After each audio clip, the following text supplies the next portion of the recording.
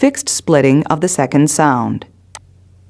Fixed splitting of the second sound refers to split sound which displays little or no respiratory variation. The two components making up the sound occur in their normal sequence, but the ventricles are unable to change their volumes with respiration. This finding is typical in atrial septal defect, but is occasionally heard in congestive heart failure.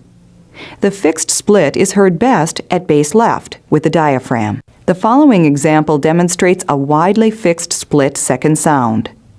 This was taken from a patient with an atrial septal defect. Concentrate only on the second sound and try to ignore the murmur which precedes it.